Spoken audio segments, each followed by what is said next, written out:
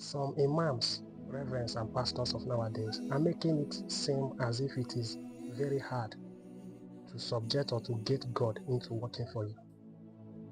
They are making it seem as if it is hard to subject God into hearing your prayers. The way they go about into teaching about prayers, they make it look as if prayer is all about begging or pleading. That is, begging or pleading spiritual entity to do something for you. Prayers is not until you open your mouth to make some utterances. No. It's not until you start shouting. It's not until you start... See, prayer may be in form of just imagination. It may be in form of practices. It may be in form of command. It may be in form of argument with the spiritual entity. Just any communication between you and whatever spiritual entity that you have targeted is what is known as prayer. That's all. And some of these nowadays imams, reverends, and pastors, not all of them though, but some of them, few, are making it look as if it is hard to get whatever spirit that you are bowing to start working for you or to start hearing your voices. But I will break the fangs. I will teach you the easiest way to do that, because it is as easy as anything.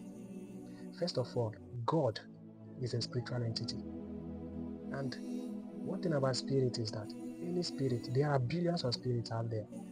And any spirit that you think of, the moment you start thinking of any spirit, the spirit will appear before you. But that is not a guarantee that the spirit will hear you. That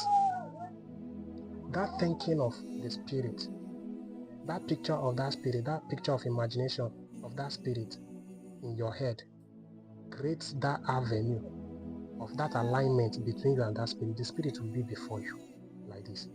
But the problem now is, can the spirit hear you? No matter how you shout, the spirit will not hear you, except you eliminate a barricade. There is an invisible barricade always between you and the spiritual realm. That invisible barricade is nothing but doubt. If you can eliminate doubt out of the way, anything that you initiate, you become vulnerable. You become vulnerable to the spiritual entity. Anything that you speak or anything that you initiate will get to the ears of that spirit. But with the presence of that doubt, anything that you initiate, that barricade will reflect them away, will deflect them away. That is, will push the wave away. It will distort the movement of your wave. Therefore, the spiritual entity may not hear you. Your prayers will end up falling into the deaf ears. But here are the easiest way to eliminate that doubt, that barricade. The first one, there are two things that cannot cohabit with doubt. The first one is assumption. Assumption don't cohabit with doubt. And the second one is emotion. Emotion don't also cohabit with doubt. That is why if you start creating this mindset of assumption, first of all, invoke the spirit. By invoking the spirit, it's just by thinking about the spirit will automatically come, will automatically appear before you. And to make anything that you are saying to be audible to the ears of that spirit is just to try and eliminate that doubt. And this is how to eliminate doubt. First of all, there are two ways. The first method is just to create the mindset of assumption, because assumption don't cohabit with doubt. Once there is assumption in your mind that anything that you are initiating is getting to that spirit, or if you have this full assumption that the spirit is there before you, automatically doubt will be trashed off. So it will make you vulnerable to the spiritual entity. Anything you initiate will get the spirit to work immediately. Then, second method is when you are emotionally filled. That is when you are extremely angry or extremely happy. Automatically, you will be emotionally filled. You will be under the influence of emotion, and emotion don't cohabit with doubt. Automatically, doubt will be scraped off, and that will subject you into being vulnerable to spiritual entities.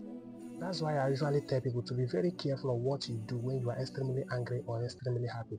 Instead of doing negative things, use it as an opportunity to speak to whatever you are bowing to, whatever spirit that you are bowing to. Because at that moment of being extremely angry or extremely happy, you will be emotionally filled. Automatically, emotion has replaced doubt in your mind. And that will make you to be vulnerable to spiritual entities. So anything that you utter, or anything that you reason, or anything that you practice will be very audible to the ears of nature and the ears of every spiritual entity. That's why when somebody is extremely angry and the person out of anger lay curses on you, they come to pass. That is because at that condition of being extremely angry, emotion, that person will be under the influence of emotion of anger. Therefore, emotion has automatically replaced doubt. And doubt is like barricade between the person and spiritual realm. And that moment that the person is extremely angry, automatically emotion has replaced that barricade, which is the doubt. So it is as if that barricade has been lifted away. So the person will become vulnerable to the spiritual entities. So anything that the person initiates, those spirits will get to work. So that's why anytime that, if you know that it's not everybody that can cultivate mindset of assumption. That mindset of assumption is what religion refers to as faith. But it's not all the pastors or the imam or the reverend that can teach you this down to this level. When they are teaching you about faith, they will be teaching it as if it is not just ordinary assumption. They will be teaching it as if it is a very hard thing to get done, as if it is a very hard thing to do. Faith is just to assume. That is what is known as faith. Yeah. That woman with the issue of blood, do you think that if she did not create that mindset of assumption, do you think that healing will take place? That healing wouldn't have taken place if not the strong mindset of assumption that she created. That is that faith.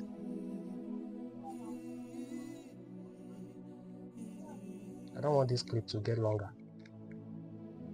So master those 3 steps. The first step is think of any spirit and the spirit will appear before you instantly. The second step is create mindset of assuming that anything that you want to say will get to the ears of that spirit. That's all. But if you cannot do this, number 2, target when you are extremely angry or extremely happy and use it as an opportunity, because that moment you will automatically become vulnerable to spiritual entities. So some pastors and imams and reverends are just making it look as if it is a hard there.